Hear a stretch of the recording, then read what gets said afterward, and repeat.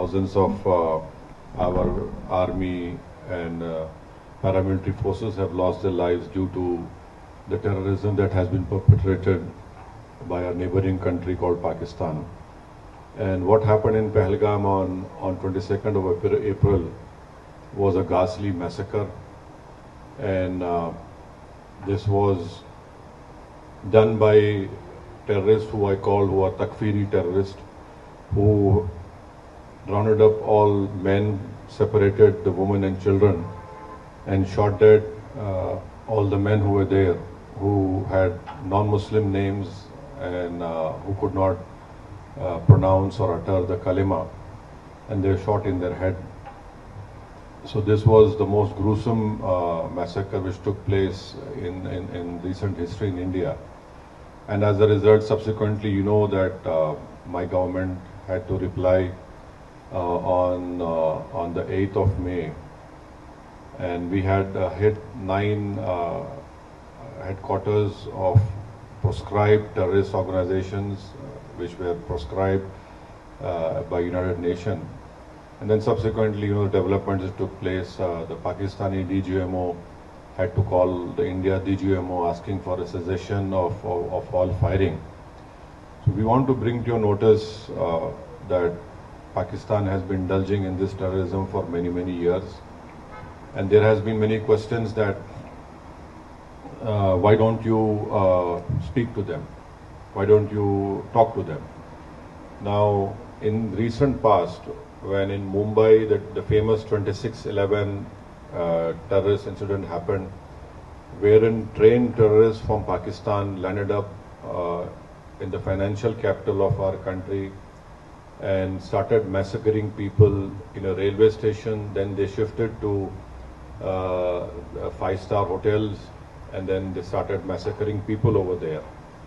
So fortunately for us, because of the bravery of the Mumbai police, one terrorist was caught alive. His name was Ajmal Kasab. The Indian legal system followed all the due process of law, and Ajmal Kasab was sentenced to death. And Ajmal Kasab revealed many things. Our agencies were capable enough to record the audio conversations which a terrorist group sitting in Pakistan were having with terrorists who were killing Indians in 5-star hotels. And those conversations, they were clearly telling them, don't lose heart, kill as many Indians as you can and you'll go to Jannah. This was the conversations that were recorded. So after 26/11, my government, headed by the then Prime Minister, Dr. Manmohan Singh, late Manmohan Singh, the Indian investigators went to Pakistan, gave them all the evidence, the DNA and everything. And even some American citizens were killed in this terrorist act. But you'll be surprised to know that nothing moved forward. Many times Indian investigators went to Pakistan, Lahore, Islamabad, but nothing moved forward. What made Pakistan move forward in this terrorist trial was when Pakistan was put in the FATF grey list, and one such meeting was held in Germany, and India wanted one Sajid Mir to be indicted. So the Pakistanis cleverly said he's dead. But the moment this important meeting was about to take place in Germany, Pakistan comes up to the committee of FATF and says, Sajid Mir is alive. So can you imagine a country which was saying he's dead, suddenly he is alive, and then the Pakistani government says that our courts have convicted him for some 5-10 years. But the main culprits of 26/11 are still scot-free. They were convicted for money laundering, not for terrorism. Pathankot happened after my Prime Minister went to Pakistan uninvited. And I want to put it on record, I was the one who criticized him for going over there. There were many opposition parties who criticized, why did my Prime Minister went uninvited from Afghanistan to Nawaz Sharif's place? But our air base was attacked, and we lost many personnel over there. The Prime Minister said, Pakistan wants proof, you send your own team. Can you imagine any country inviting a neighboring country's spy agency to come to Pathankot. They were invited. They had seen, they were given all the records, but nothing moved, nothing happened. So this talk of, oh, why don't you speak to Pakistan? Who do we speak to Pakistan? You know, we have been cooperated with them, but Pakistan had never been forthcoming. So Pakistan army, Pakistan deep state is hell-bent on destabilizing India. We don't run, as our head of delegation must have told you, India does not run any terrorist camps. India does not indulges in any terrorism in anywhere. And now Pakistan has the cheek to say all these things. So the best thing now, which the Kingdom of Saudi Arabia, the Kuwait government and the Bahraini government, we have requested them when the delegation had met that they must ensure that Pakistan must be brought back in FATF grey list. That is where we will be able to control this terror financing of all these terrorist organizations.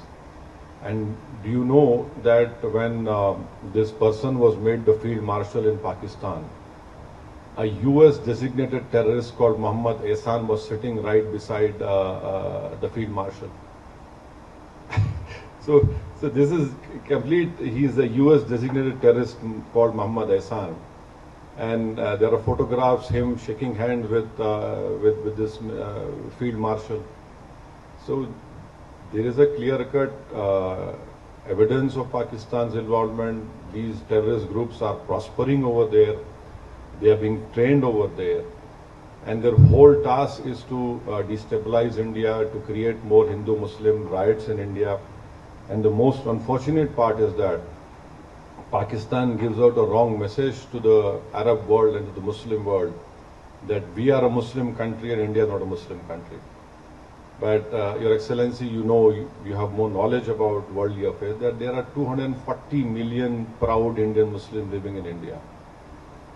And not only that, we have our Islamic scholars are much better than any scholars in the world. They can speak the best of Arabic language. In fact, we have some famous Islamic scholars who have done great work in the Hanafi fiqh jurisprudence, and their judgments are accepted by the religious scholars of anywhere in the world.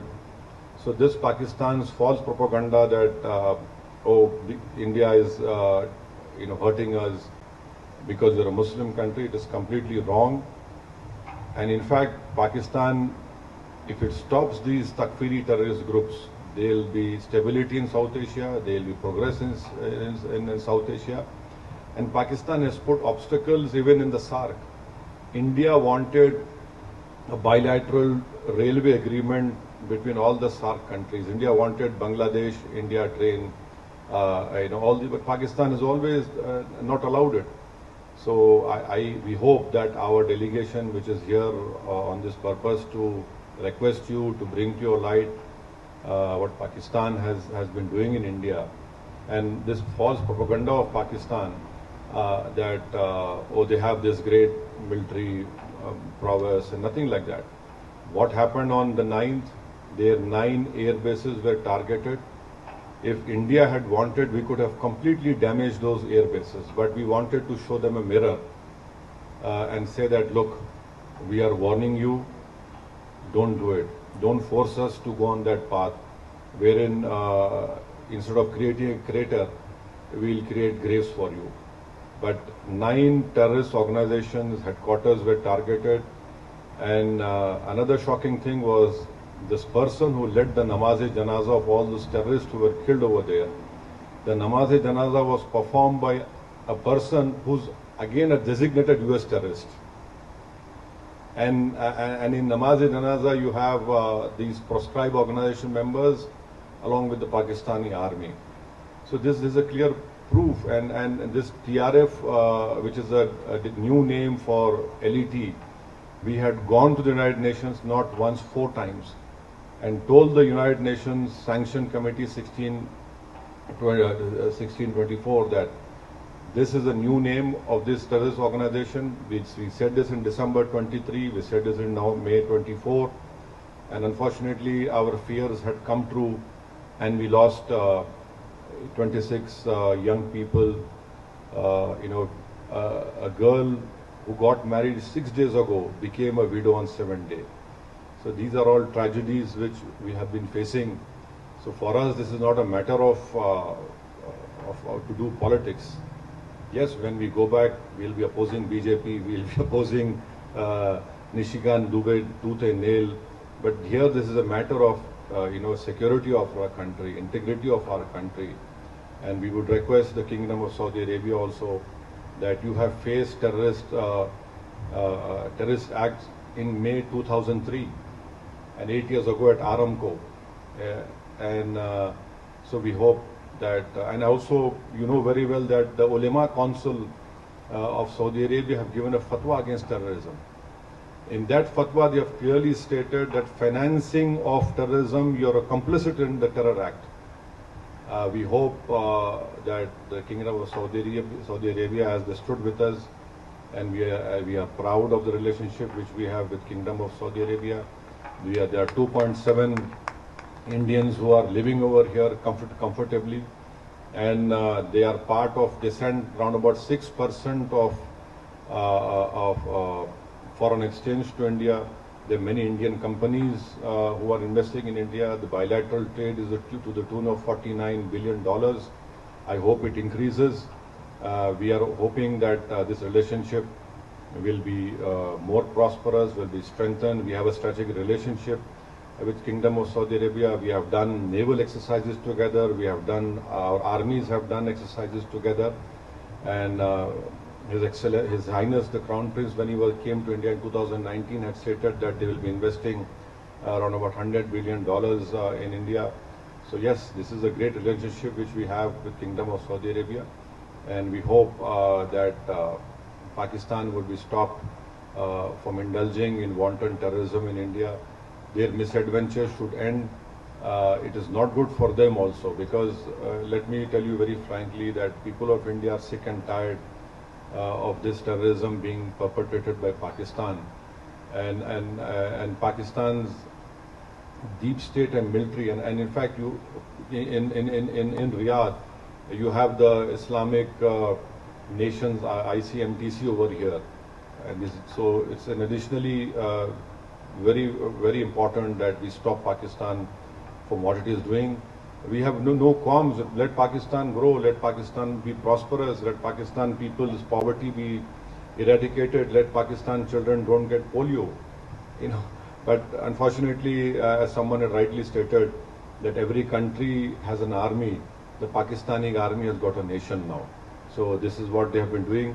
I hope that whatever our delegation has met His Excellencies in our visit of today and yesterday and tomorrow also, we hope that a positive response would be there. And so this is what we have been trying to impress all of you, and we require your support. We require indulgence at a crucial period of our time, so that India becomes more stronger. And a stronger India is not threat to anyone. And Pakistan is a threat to, their deep state is a threat to humanity. So these are a few words I had to say. Thank you so much for allowing me to say what I have to say. Thank you.